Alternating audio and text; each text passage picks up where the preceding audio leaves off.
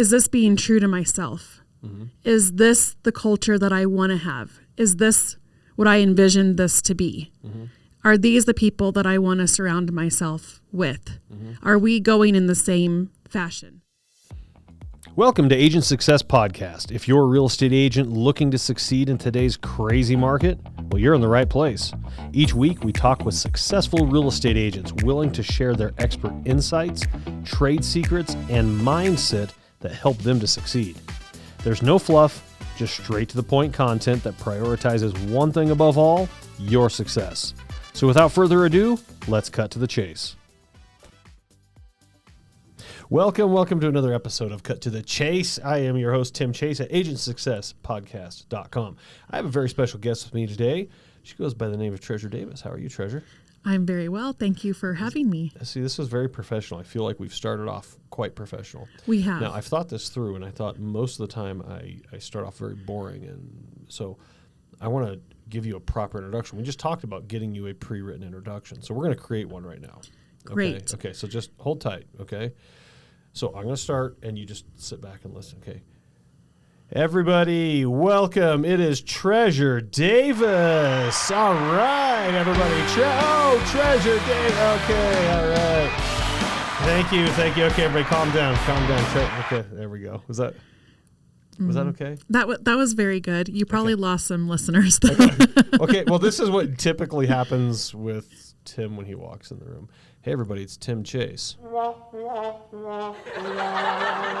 Yeah, we got to work on that. Yeah, you know, it's like I'm having a lot of childhood flashbacks when that happens. So anyhow, Treasure Davis, welcome. Thank you. Yes. I love that you said the name she goes by. Yeah.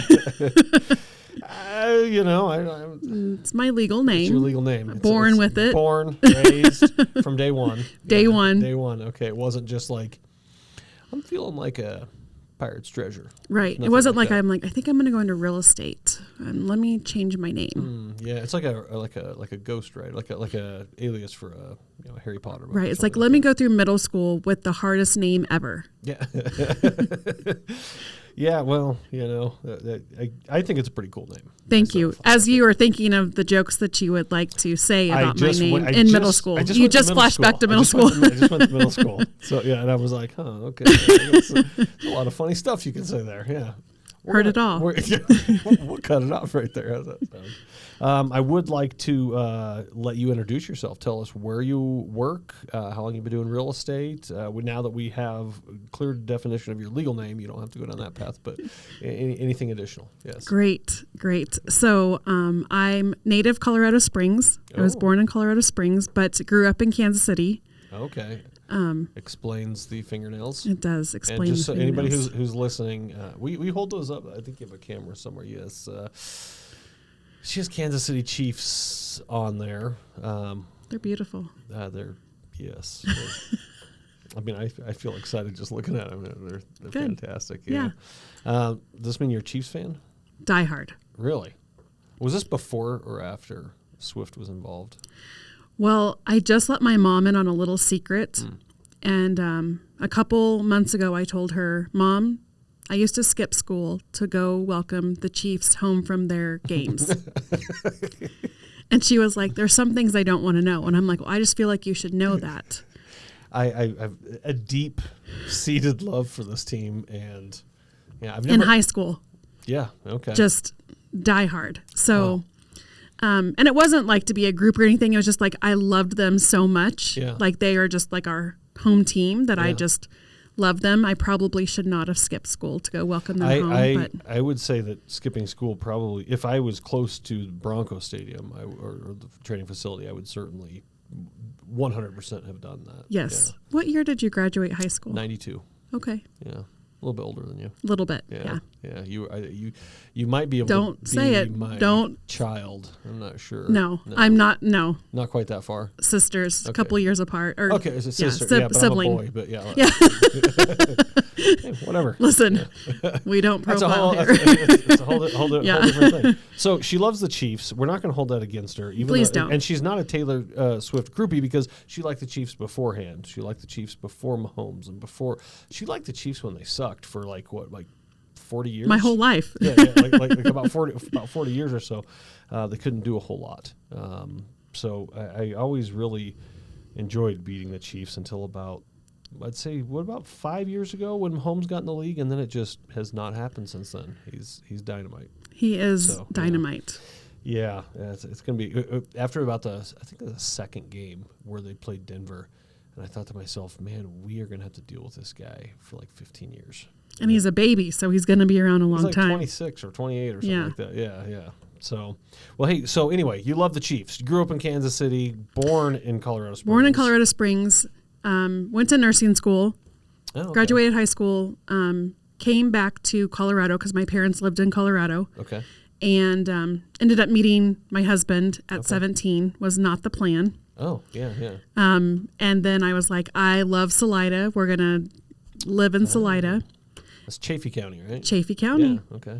And then we lived there for a long time, and then I just wanted to come back to Colorado Springs, so we made the jump because we were working 4 jobs.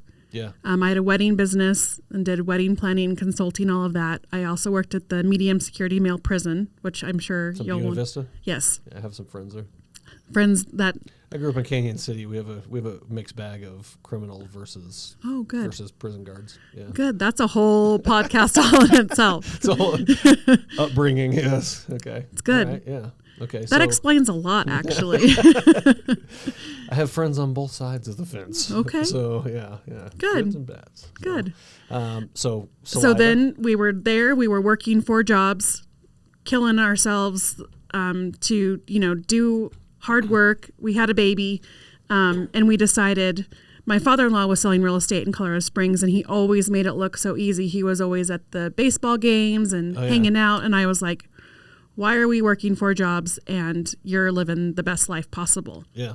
So this is when they did stated income loans that I'm sure you're familiar with. I did one to buy my house. We did one as well.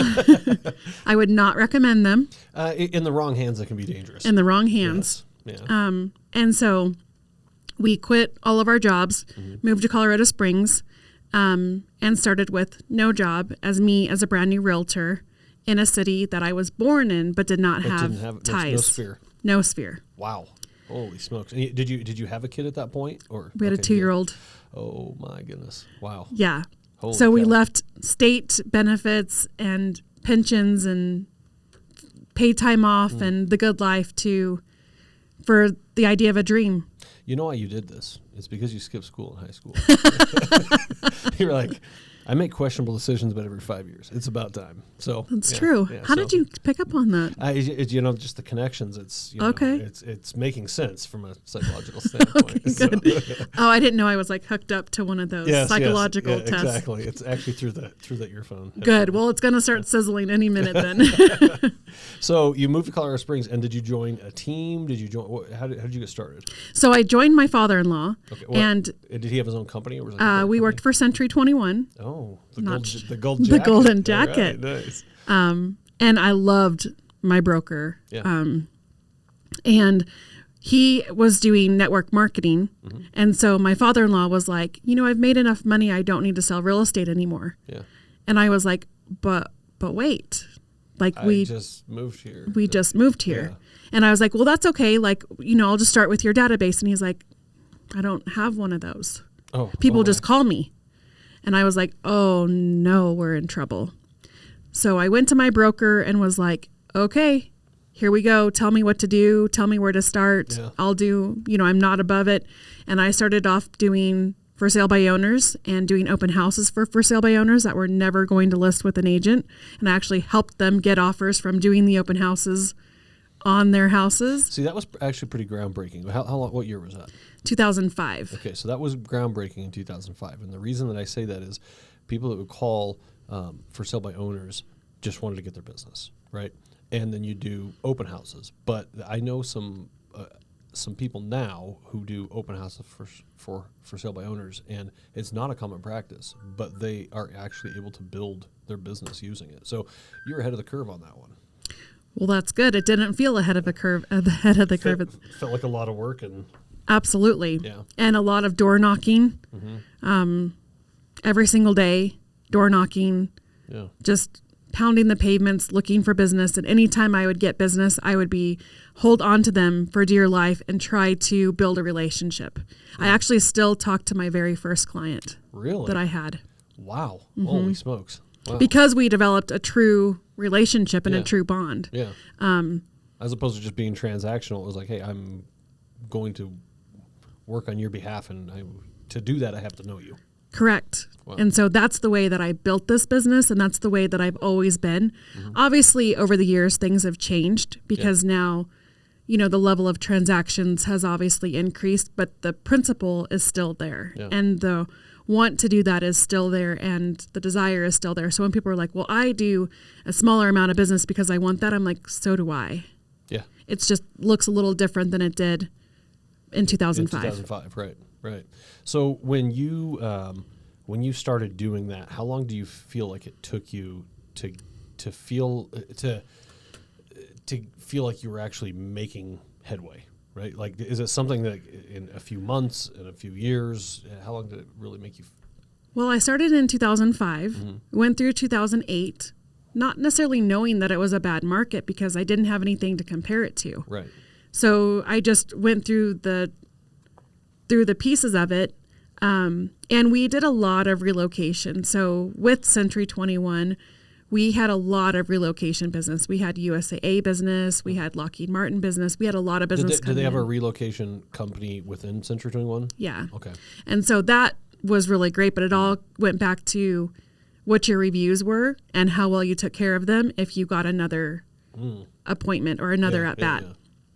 And so I went through those, I would say, 2005 to 2009, not really knowing that you had to identify the market that you were in. Yeah. You just did the work. Well, it's like most new real estate agents now. If you've been a real estate agent in the last 3 years or 4 years or whatever, first you got in, you're like, oh, this is normal. Oh, I like being a real estate agent. And then 2 years ago, and 1 year ago, it all of a sudden became reality of, I better be using my CRM. I better be calling people. I better be doing this. It's not just magic, right? So it's funny. A lot of seasoned real estate agents that I talk to, they talk about the ebbs and flows in the market and be able to adapt to those ebbs and flows as opposed to just sticking with the same old. Now, for your father-in-law, obviously that worked because that's what worked. Right. 'Cause you just know a bunch of people. Oh, yeah. Yeah, we'll give him a call. He does real estate, right? But it's different now. You have to adjust. Absolutely. So I'm going to take a kind of turn on this because during those first few years, like I didn't know what kind of market I was in, and just taking care of people one person at a time, taking really great pride in everything. And then in 2008, my son passed away. Oh my goodness. And it was life-shattering, obviously. Yeah. And I can remember we had the funeral, and it was all just like a complete blur. Yeah. But the one thing that I remember, and the one thing that stands out to me probably the most, was that when we were leaving in the car, I looked, and one of my very first client, her name's Dee Dee, she was there, and she was saying, "I love you" in sign language as we drove away. Oh, wow. And that's when I realized that real estate isn't just about selling houses. It's about how do you come alongside people in their journey. And sometimes they come alongside of you in your journey. Not you're telling them all your problems, but something impacts, something they say. Like there's been times I've been in an appointment and I've been like, I know why I'm here. Yeah. Like this, I needed to hear you say that today. That was impactful. That's amazing, yeah. So fast forward, obviously my team, my company stepped up. They helped me through that time. Got back into the business. At first I was like, I'm done with real estate. I can't do this anymore. Sure. I don't know what I'm going to do. And then it just happened to me. And so one thing I've always said is like, when I'm not meant to do real estate anymore, the door is going to shut and I'm going to know that it's going to shut. But in the meantime, I'm going to lead with good faith and intention and do good. Doesn't mean I'm perfect. I mess up every day. And I always look at like the opportunities of how can I improve, and that's been since day one. So I know I'm kind of not answering your question because I am a politician. So you danced around a whole lot without actually answering a question. I'm good. I'm good. Yeah, that's how I do it. It's very good. I'm like, what do you want to know? Okay, let me answer over here. Let me come back. But the thing is, you hope that the listener is in tune with themselves enough to maybe connect the pieces. Correct. Right. Yeah. And when you look at your business now, do you feel like you ever want to go back to being a one person? Just to be clear for everybody listening, you have a big team, right? You have a pretty large team. You have a building. You have you have a lot of stuff going on, right? And you do a lot of business. How many transactions did you do last year? Last year we did 419 transactions. So that's not small potatoes, right? That's a lot. And I know you help a lot of families. From a lifestyle standpoint, do you feel like the team's the right thing for you, or do you sometimes think that maybe you just like your father-in-law used to do? I feel that the team is right for me because I've always been a team player. I want to be surrounded by A players. I want to be surrounded by the best of the best. It helps me to do better because I come from a growth mindset and a coaching mindset. So I'm always like, there's something that I can learn from everybody. Yeah. So there's people on my team that have been in the business a short amount of time that when we do our role play or we do objection handling, I'm like, that was really good. Yeah. Everybody take note. We're gonna add that. That was good. Yeah. That doesn't come from anybody saying, I've been doing this for 19 years. Like, that's like my biggest pet peeve. Yeah. I had a realtor the other day that was upset with one of my agents, and I always like to call them and get ahead of it. And he was like, well, I haven't been in the business 30 years like you have, but I've done some transactions. I'm like, well, we have something in common because I haven't been in the business 30 years either. And every day is a new day to grow and to learn something different and new. So how do we fix this for our clients to move forward? And the conversation ended so well because it didn't come from a place of, well, you're right. It came from a place of, I'm not here to talk about the stats or how many transactions we did last year, because two things that I know is that in January, we all start off at zero. Yep.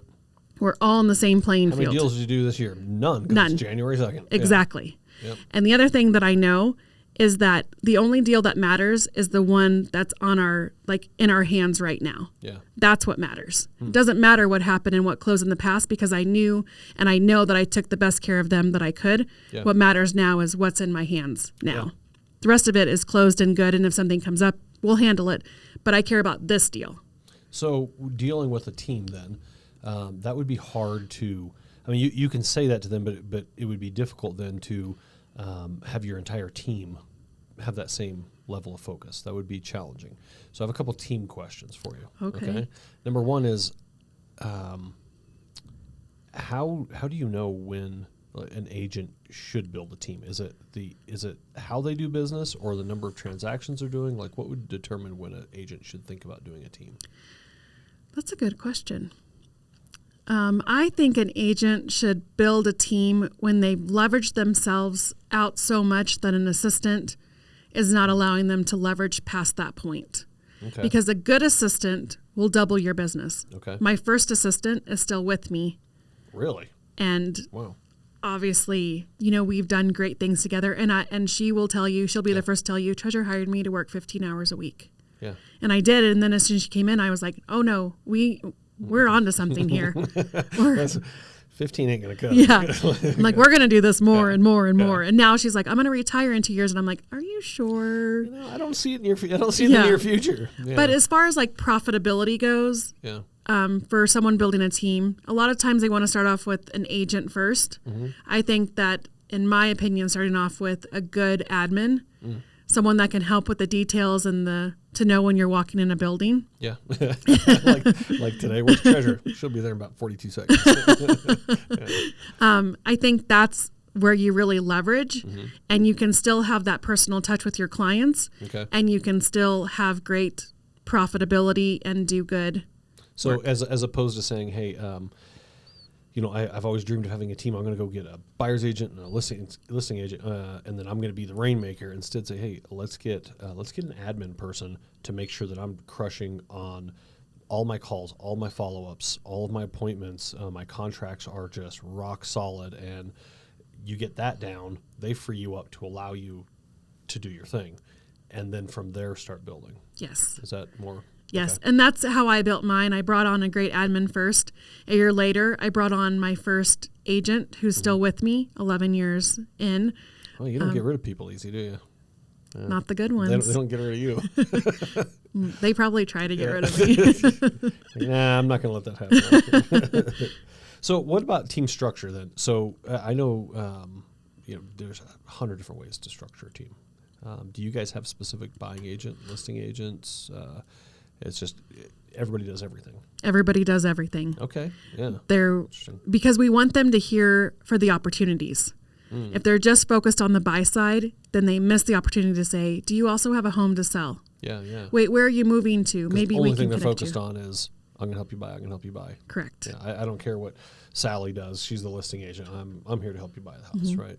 Interesting. Yeah. So we made that change a few years ago, and it's been a remarkable change for us, especially because we're teaching and guiding and mentoring our agents to be more well-rounded and more well-versed so that they can listen for those opportunities and crush it when it comes up. Yeah. Well, so do you feel that change is something you're going to stick with then for a long time, having everybody like Absolutely. that? So here comes an interesting question for you, because I'm always like you. I want to learn what people are doing, right? Because to me, it's similar to you. There's every situation there's opportunity, and but I have to prep myself for the opportunity, right? So if I'm hyper focused on something, I'm going to find. I have to be open to it, though. I can't be disappointed when something happens, because that something that happened opens the opportunity for me to see something else. So in that, you have people that stick with you for a long time. You're always looking for opportunity, but we're going to flip that around a little bit. How do you know when you got to get rid of somebody off your team? Ooh, that's a good question as well. You got to keep your team strong. Right? Yes. So how do you know? Is it? Well, I'm not going to give any ideas. I would like to hear what you have to say. Okay. Yeah. I think it's something that, as a team leader, I'm coached by Tom Ferry, and he says that leadership maturity is everything. Okay. And so it's leaning into what that leadership maturity looks like. And I'll be the first to admit there are some years that, I got into sell houses. I didn't know how to run a company. Yeah. So I made mistakes. I made pitfalls along the way. Sure. I not only fell down, but I scraped my face and, got knocked down many times. A little bump and an owie and a red mark and everything else. Yeah, I like to more get run over by a car. And, I don't have a bump or an owie. It's like a possible amputation. That's right. Can you sew that limb back on? Yeah. I think it's still good. Yeah, it'll work. So for me, it was really just taking the time and having the leadership maturity to ask myself, is this being true to myself? Is this the culture that I want to have? Is this what I envisioned this to be? Are these the people that I want to surround myself with? Are we going in the same fashion? Okay. And there have been people on the boat that have been drilling holes in it as we've been rowing. Yeah. And that's hard to see at first because they're great agents, they're doing great things. But that's where the emotional leadership maturity comes into it to say, what's best for me in this situation and what's best for the company. Right.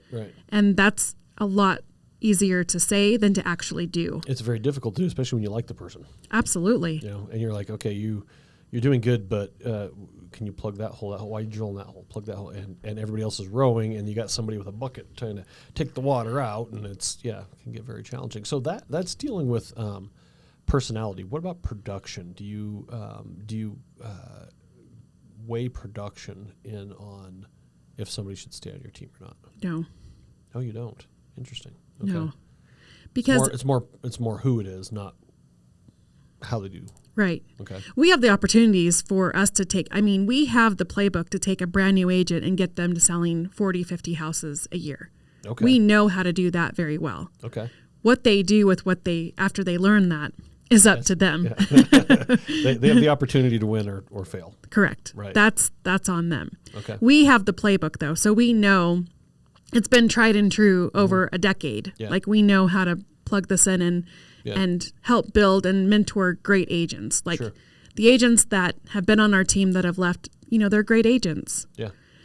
So for us, we really come alongside people of where they're at. So one of our team members who was selling, between 40 and 50 houses a year during COVID, her mom passed away. And she became in charge of caring for her father who lives in another state and doing all that.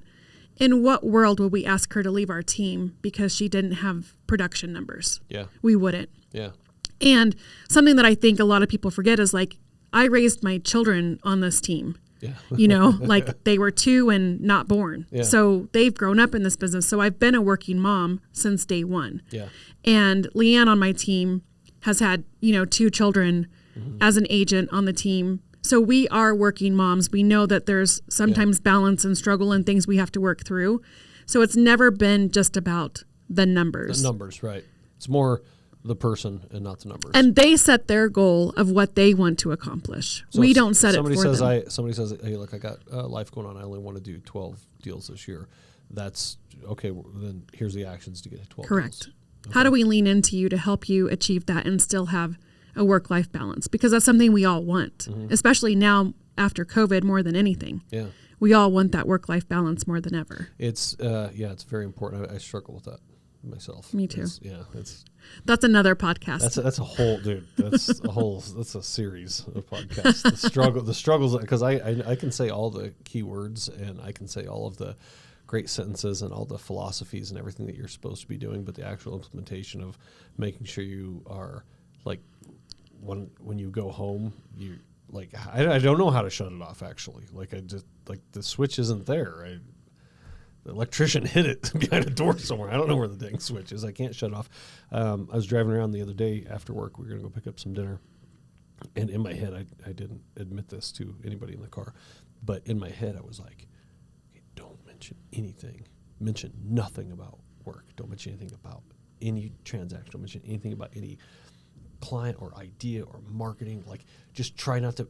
And I did it the whole way to where we were going. And I was like, wow. That might be like but I mean, I was thinking about it, but I was thinking about not saying something, and I made it until about halfway home, and then something happened. I don't know what happened, but I was like, man, okay, that's about as close as I can get to actually shutting it all the way. It all starts with a step, and that was a great first step.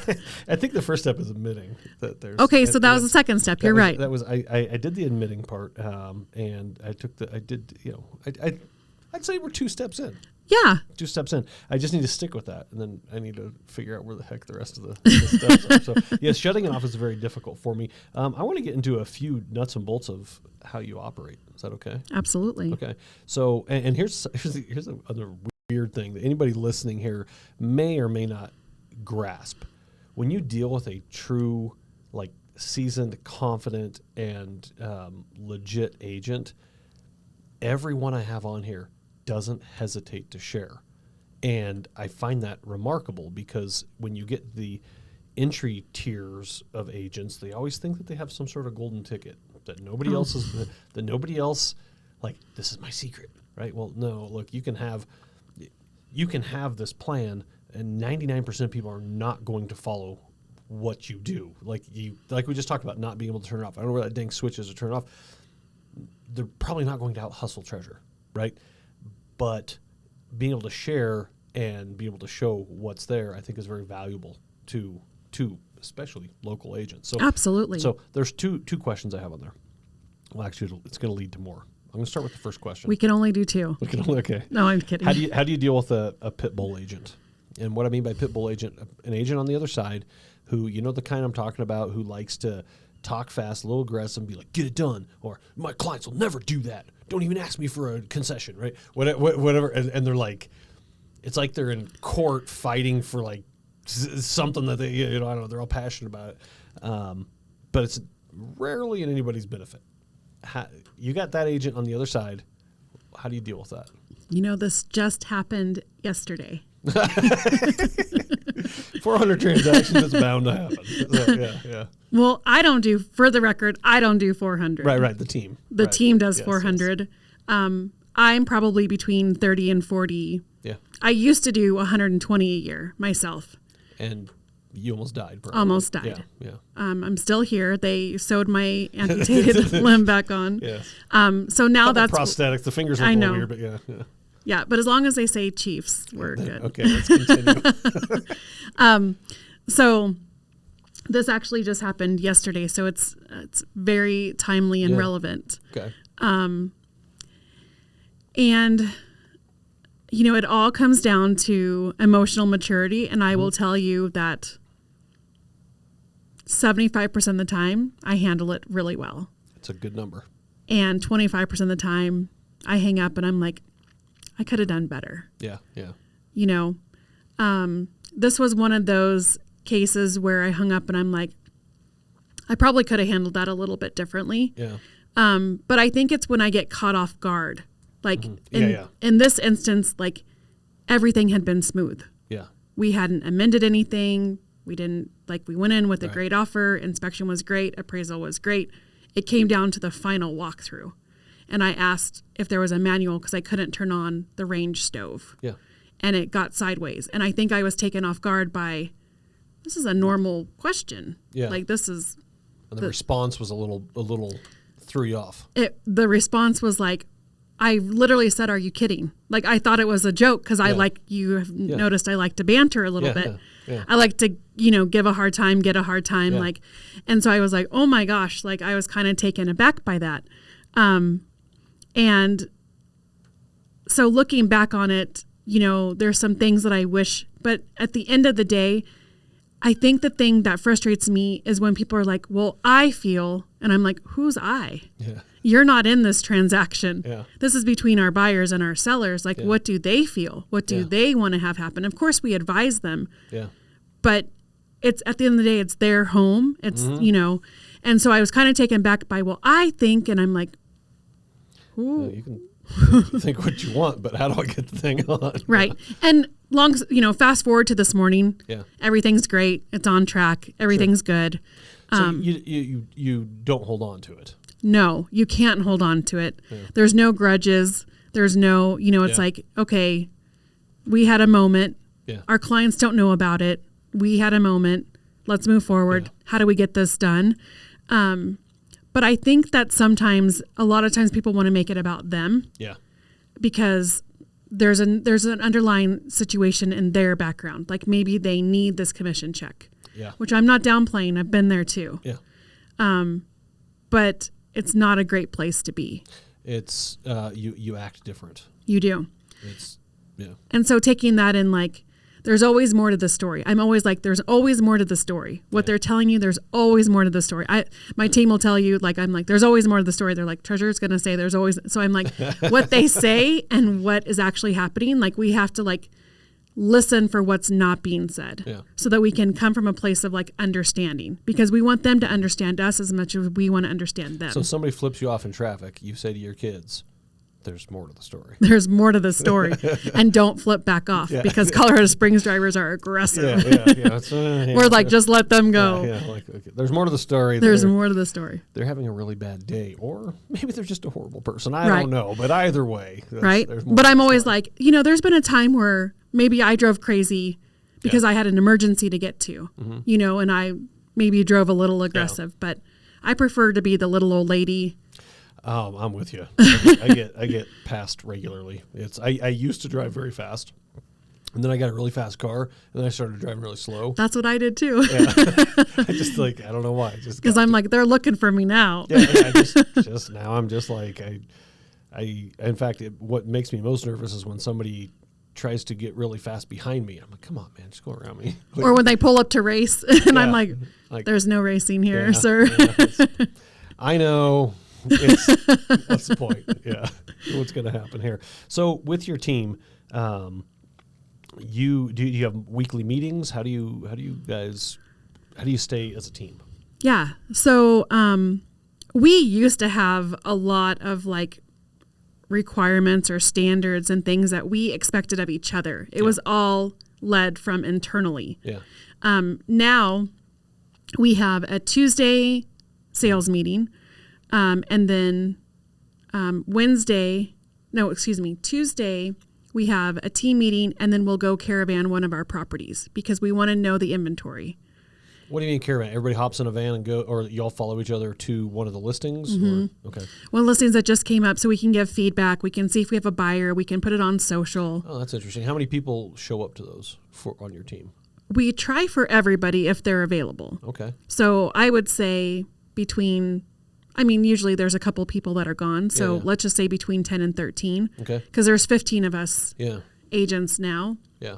So that's a very interesting thing to do as a team. You get a new listing, and do you set it up almost like through showing time or with the seller and just say, hey, we're all going to come by on Tuesday at 11 o'clock or whatever that time is, and everybody. That's really cool. I like that. Yeah. We used to do that when we wore our gold jackets. All right, everybody, put your gold jacket on. Did you have a gold jacket? I didn't. No, I was too new. I was going to say, I think you had to have, there was a couple of requirements, if I remember right. Number one is obviously production. Number two is you had to have silver hair and close to death. Then I'm about there now.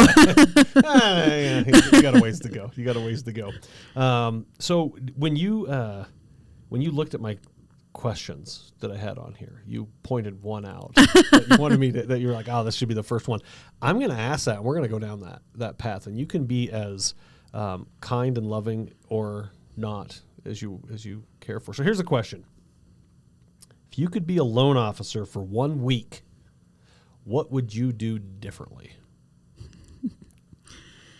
This is a whole podcast all on itself. Well, let's pick one, and then it'll probably lead to two. And it is probably one of the most, so people that know me know that this is my one hot button, is not setting good expectations and not following through and not taking accountability. Yep. And placing the blame on others. Yeah. And because I'm talking to you, I'm not bad-mouthing your industry, right? Because we all have to work together. Yeah. Okay. So one thing that I would do differently, there's like 47. Okay. I should have built a spreadsheet. Rate them by severity. Had I known, I would have come in with a whiteboard. Here we do. Okay. So I would say first and foremost is one thing that I would love to have happen is when somebody gets pre-qualified, that they're actually run through automated underwriting. Sure. And I know that takes a little bit more time. Yeah. But I think it's critical so that people know, and I mean, we're planning people's lives. Yep. Yeah. And so I think it's really important than just being like, I talked to you on the phone, I'm going to go back to that in 1 second. I'm going to go back to that too. I have something I'd like to say about that, but let's keep going. Okay. So that's the first thing is like let me back up. When a realtor gives you the name of somebody, if you send them your app to fill out without a prior conversation, what a fail to your industry. Yeah, because you want them to input their financial documents into an app of someone that they don't know, they've never talked to, they've never met, and they're just relying on the realtor saying, hey, you should talk to this person. Yep. I think it's as much up to the loan officer to keep an opportunity or to lose an opportunity to work with someone.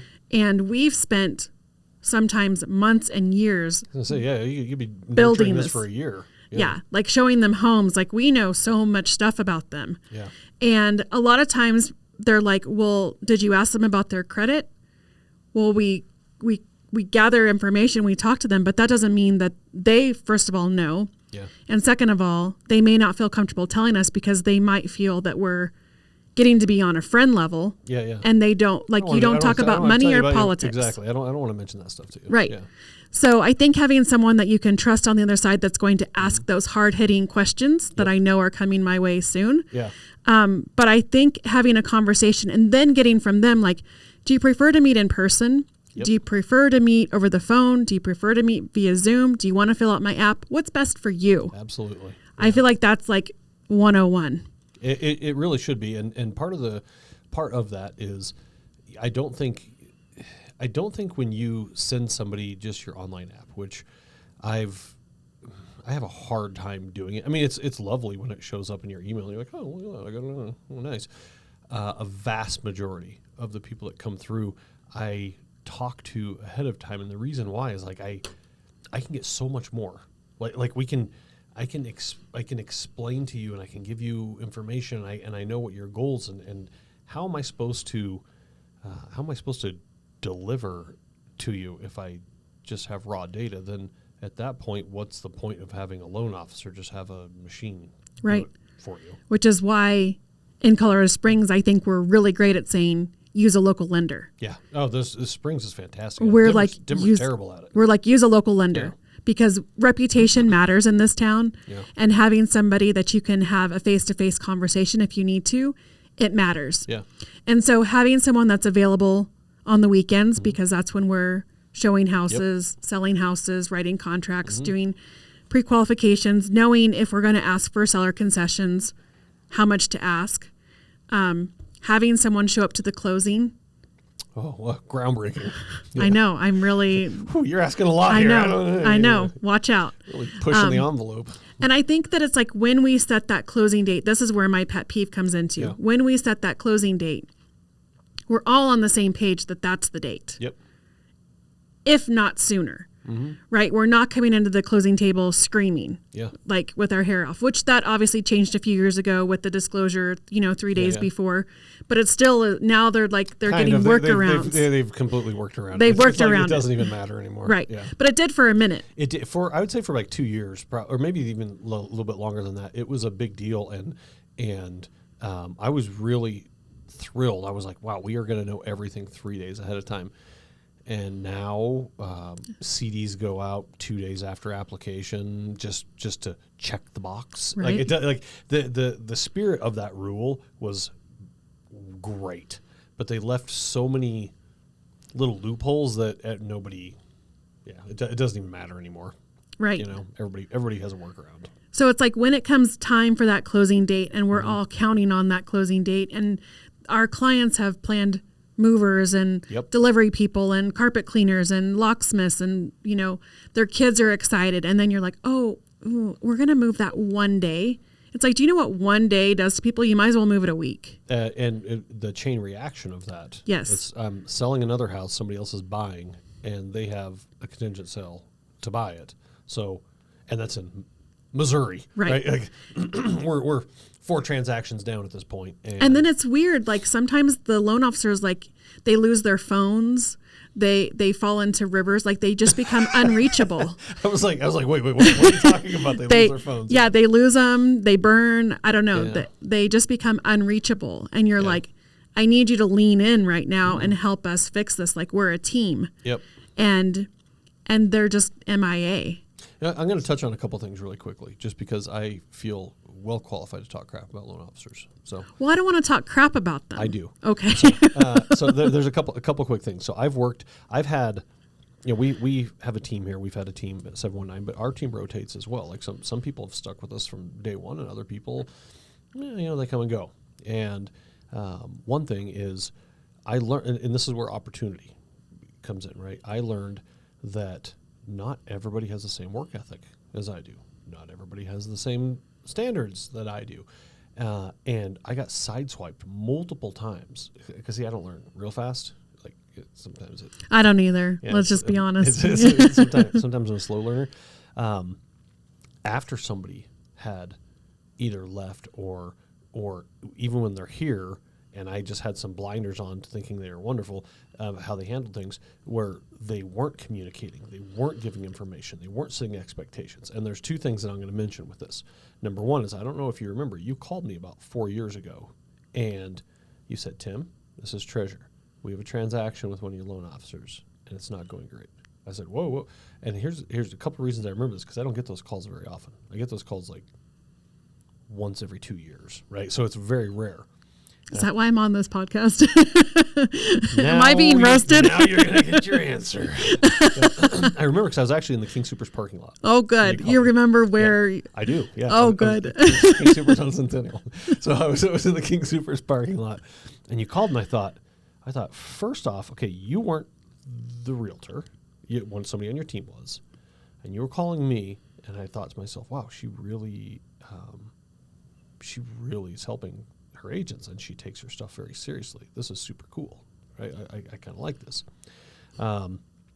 And the other thing and we worked through it, and your client closed and everything. And actually, the transaction we have this week, we had a 10-day CTC with one of your team members. So, well, thank you for that. You're very welcome. Thank you. But and then actually, a little bit after that phone call, you did an event with me where up on the, I forget, Pinery, is that what they call that place? Yes. Yeah. Beautiful. You had a great presentation. Everybody absolutely loved it. So thank you for that. I'm about 6 years late in thanking you for that, but thank you. I've been waiting. Yeah. I've been waiting. He finally said. I'm out. Thank you.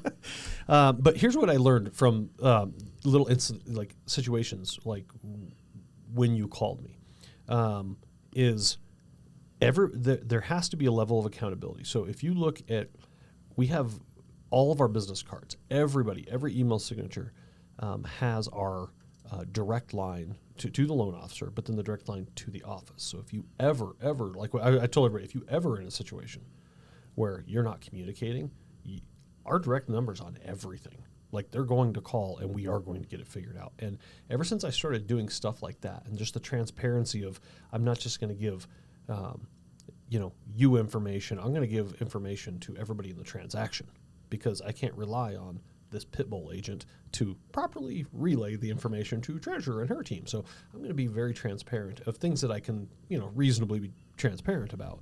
And as soon as I started doing that kind of stuff, and everybody had that level of accountability, those problems kind of vanished, because they're like, I can't hide behind, like you said, I can't fall in the river. My phone can't catch on fire. Tim's going to fire me. Like we got to get this figured out. Right, so it's interesting that you had mentioned that they fall in a river, phone stops working, whatever. It's unbelievable. It's the strangest thing. Can we talk crap about realtors now? Yeah. See, I just want to have your direct cell phone number, which I already have. Yeah. But I'm like, I don't want to call the main number. I just want to talk directly to you. Call direct. Yeah. Because I'm like, that matters for people. It does. And we're all in this for repeat and referral business. Yep. And no matter where it goes wrong, everybody's to blame. Nobody wins. Yeah. So it's like, we're better off to work together and do a good job than we are to blame people. Yeah. Like, the thing I love the most is when it comes to closing, and it's like, the lender hasn't sent this. No, title hasn't sent this. And I'm like, oh my gosh, please just send whatever you need to send. I called the title company a while back, and I said, hey, we're just checking on some figures you guys were working on. They said, oh, we're waiting on the lender to send this over. I said, what? I said, no, I sent that to you guys last night. This is the lender. Oh, I must have been thinking something else. Like their instant thing. I was like, come on, really? Yeah. That's their default, right? Okay, so let's talk crap on realtors. On realtors. Well, I'm gonna back up just real quick though. You had mentioned not providing an AUS approval, like an automated underwriting approval with pre-approvals. So there's different ways to do pre-approvals, and I used to work with this guy. I'll to protect the innocent, I will not mention names. That's good. We want to stay on air. Yeah, we do. He used to get a credit report and talk to the person, and then he'd say, nah, they don't qualify. I said, what do you mean they don't qualify? Nah, I pulled their credits at 618. I don't know what their problem is. I was like, dude, there's a lot of programs. And then he'd issue pre-qual letters where he'd talk to, just through a basic conversation, maybe not pull credit, issue a pre-approval. I was like, whoa. This is like 10 years ago, but I was like, you're freaking me out, dude. Like you've got to take it all the way. You got to run your scenarios, you run your comparisons, conventional versus FHA versus this and a down payment versus not buying the rate down. Like you got to run all of these scenarios and present the whole thing before you can issue this pre-approval letter. I had a realtor actually before you got here stop in my office because There's more than You're not the only one, Treasurer. I'm sorry. Oh my gosh. There's 6,000 of us. Is that what you're saying? About 5, yeah. Oh, there's 5,000 of us. Hey, That's fair. And they're all in Colorado Springs. I just did a talk for Tom Ferry 2 days ago in Denver. Yeah. And I was like, Colorado has the best realtors. And I'm not just saying that. Yeah. You have to be on your game because they're good. Yeah. You got to be always upping what you're doing because there's someone coming in right behind you. And I love that. It is. I think COVID actually did a lot for that because I love stats and I get geeked out on that stuff. I can see that about you. I don't know. It's like, oh, look at this beautiful spreadsheet. I'm going to stare at this for 2 hours. Nothing good's going to happen, but I'm going to figure it out. But looking at that, and I've done this for years and years, and it was before COVID, it was very predictable what people's production was like year in and year out. It was pretty steady, right? Like you'd have anomalies, ups and downs, but for the most part, I knew that Mr. Realtor at this company is probably going to be around this number, and and then when COVID came around, we had just an influx of new agents, and then I started seeing new agents like almost taking business from a lot of established agents. I'm like, okay, that guy's supposed to do 20 a year. He did 6 for like 3 years in a row. Like, what's going on? And because they stuck with their game plan, and they didn't anticipate somebody coming in. And I always like to quote Al Pacino from Scarface when he's learning can we say cocaine on air? Is that okay? No. When he's learning the yayo business. No, we can't. Okay. That should be outlawed. Is there a beep button somewhere? Okay. So he's learning the Colombian yayo business, and rule number 1 in the business is never underestimate the other guy's greed. Right? That's the first rule that he learns. Never underestimate the other guy's greed. And I think in this business, like somebody's going to come in and they're going to think a little more critical. They're going to think a little bit more creative, and they're going to work a little bit harder. Yep. Right? And they're going to come in and they're going to say, look, you've been relying on this business. Well, I'm going to come in with some slick marketing, and I'm going to hit these people up every month for like 3 years, and I'm just going to stick with it because I know how to win, right? And when I started seeing that shift, I was like, well, this is like it was harder to predict because we as loan officers were like, I know Treasurer's going to do this many deals, right? I know someone, and all of a sudden you're like, all these people are all over the place, right? It's hard to predict. And so another question I wanted to ask you is in line with that. Do you guys have very specific steps with like either a CRM or like you get a lead in as an example? Is it very identified exactly how the process goes? Even if you're saying yes. I'm not shocked. Can you give me a little inside view on how like one of the things you do? I mean, this is where we get pretty nerdy and technical. So we have like SOPs, standard operating procedures for everything. Obviously, we customize things based off of our client and what they need, but we know like the basic steps we want to have happen. Yeah. So we have flow charts for everything. Nice. So if a client goes this way, this is our plan. If a client goes this way, this is our plan. Because what they're going to do is pretty common. Yeah. So we have those drilled down so that we know, like, if they zig, we zag. Right. Like, we're right there with them. Yeah. Because one thing I've always told my team is if our phone rings first and it's a client unhappy, we've lost. We have to be ahead of those conversations. We have to be the one providing the information and knowing what's going on. So, we have a process and a procedure for everything from listings, buyers, open houses, exactly. closings, So events. you're going to do an open house. Here's the 17 things you do. You're going to do. It's 147 things, but yes, it's more than I anticipated. But you have these processes in. So now I'm going to break it down a little bit further, and for the sake of time, we got 4 minutes. We're good. 4 minutes. I went by fast. It did go by fast, but we still got 4 minutes. I got to keep talking. My voice. I need to hear me. Okay. Okay. So when do you break it down to so many calls a week, or certain calls on certain days, or certain activities per week? Do you break schedules down that way? Yes, you do. We have it broken down by if this is how many houses you want to sell this year, this is how many conversations you need to have per day. Okay. Based off what your goal is, this is how many we know you need to have. Yeah. So my number real is estate 7. Conversations, right? Real estate conversations. Okay. My number is 7. Okay. So in order for me to achieve my goals, I have to have 7 real estate conversations a day. Okay. Does this count as one? Do you have any business for me? Maybe. I don't know how to think about it. Wow. I guess that's a no. I'll get back to you. That's what that is. Yeah. Okay. Maybe. We'll talk afterwards, okay? Okay, great. Yeah. So should I go into my close? Is that the last 3 minutes of how do I get business from Tim? Well, we're going to do that off air. Okay. So I don't want to disclose all my secrets, right? So you have a specific process, which leads me to what I love as kind of a final question with real estate agents, is if you, Treasure Davis, was put into a new location that you have never been. You've never been there. You've never stepped foot there. You don't know a single person. You don't know how the community operates. You don't know where the cool hangouts are. You know nothing about this place. What are a couple activities where, like, right out of the gate, what are you for sure doing to start building your real estate business?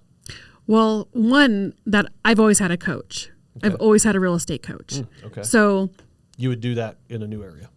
absolutely. Okay. I think it's everything. Like Kobe Bryant, Michael Jordan, all the greats, like professional athletes. Constantly coached. Have multiple coaches. Yeah. So I think having a coach would be the first thing that I would do, no matter what genre you're looking for. Yeah. The second thing I would do is learn the market. How would you do that?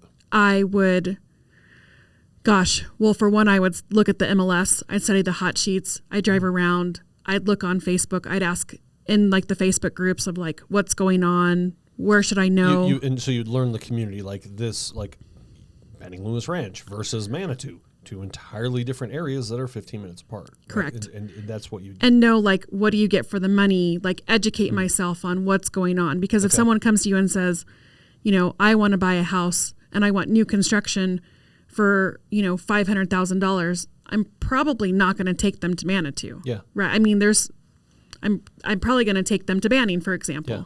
Right. So it's just knowing where you can guide people. The other thing I would do is join some sort of a network group. Okay.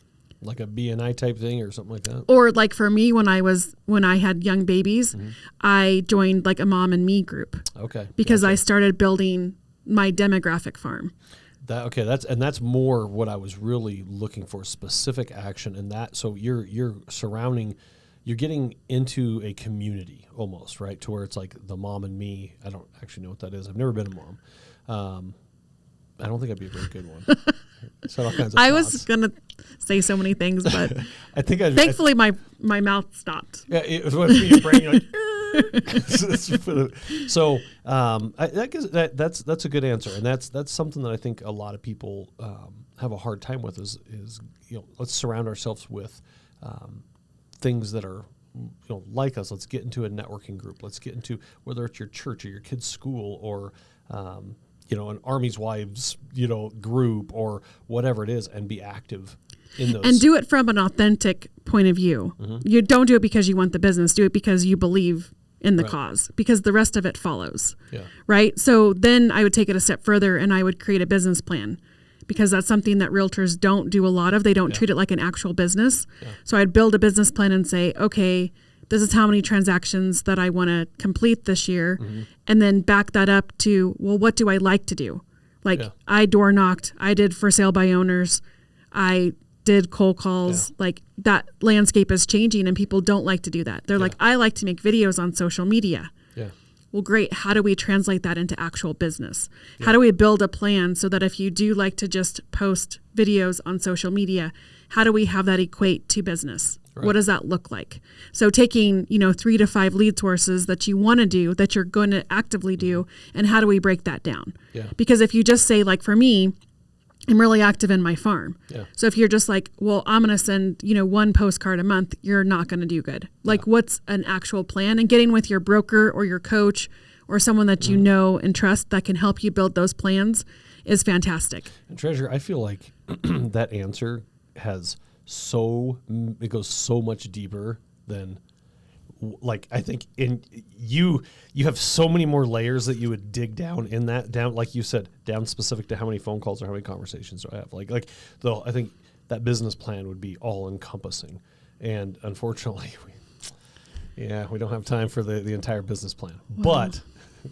But I'm glad. What'd you spend the time on? I'm glad I got to hear myself talk today. That was great. I mean, I really can dig down into some specifics. I know you can, and maybe we'll have to have you on again and maybe dig into a little bit specifics of that, because I think that is something that is massively missing in today's real estate. There's a lot of really good young talent and new people that come in, but it's go get them, Tiger. It's not right. It's not. Here's how many conversations say in this conversation, if they say this, you go this way. That is missing in most real estate companies, I think. Absolutely. So, well, thank you very much for being here. Thank you for the opportunity. Yeah, the pleasure was yours. I'm really glad. That was awesome. Do you say that every time? No. Okay. I authentically, it just comes out. Yeah. Okay, good. Just flows. So that wraps us up with another episode of Cut to the Chase at agentsuccesspodcast.com, where you can catch us every week. That wraps up another episode of Agent Success Podcast. Remember, you can find new episodes each week at agentsuccesspodcast.com. We hope you found the insights and best practices shared today truly valuable. And if you did, please subscribe, rate, and leave a review on your favorite podcast platform. Remember, your success is a journey of learning and improvement. So let's keep hustling, thriving, and learning. Until next week, this is Tim Chase.